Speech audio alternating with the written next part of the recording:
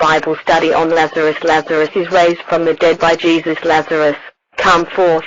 With those words, Jesus raised Lazarus from the dead, and the miracle of Jesus raising Lazarus from the dead is, arguably, the preeminent public miracle of Jesus' earthly ministry.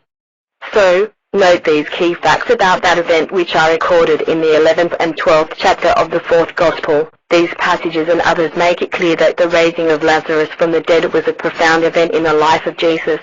But, since Jesus' raising of Lazarus was such a prominent and highly visible event in Jesus' ministry, what could account for the fact that this remarkable and noteworthy miracle is totally missing from 3 of the 4 Gospels? The first 3 Gospels do not offer even a hint that this miracle occurred, and they also never mention that Jesus had a friend named Lazarus that he loved. Only the 4th Gospel tells us about Lazarus of Bethany. Don't mention it certainly. The first 3 Gospels' failure to mention Jesus' raising of Lazarus from the dead cannot be written off as simply a glaring oversight on the part of the writers. So, what can account for the fact that a public spectacle of such extraordinary significance is not even mentioned in the first 3 Gospels? Those who seek to undermine the credibility of the Bible have sought to use the omission of the raising of Lazarus from the dead in the first 3 Gospels to argue that the account in the 4th Gospel of Jesus' raising of Lazarus cannot be true. They argue that if this actually occurred and Jesus had raised Lazarus, then there is no way that all of the other Gospels would have omitted this astounding event.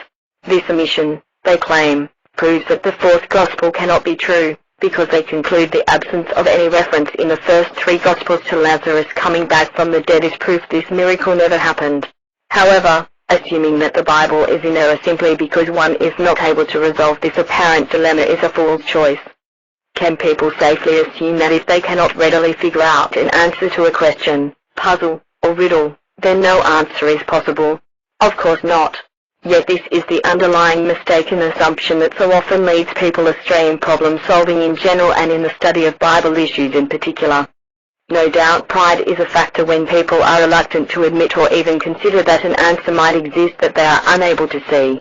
But whatever the cause, assuming the answers to a given question are limited to only those which seem to be obvious is an assumption sure to lead astray. In the case of those seeking to use the miracle of Jesus raising Lazarus from the dead as an occasion to discredit the 4th Gospel, by arguing that the other Gospel writers' omission of this miracle means it must not have occurred, they fail to consider that the other 3 Gospel writers could have had a purpose for omitting any mention of Lazarus and this miracle in their writings. But this would not serve to undermine the credibility of the Bible, so those looking for a way to prove the Bible is in error will rush to claim that this omission is proof of biblical error. Still, the fact remains that the miracle of Jesus raising Lazarus from the dead is not found in 3 of the 4 Gospels, and this glaring omission begs the question, why? Given the significance of Jesus' raising of Lazarus and the aftershocks of that event, the writers of the first 3 Gospels must have had a good reason for leaving any mention of Lazarus and that miracle out of their accounts of the life of Jesus.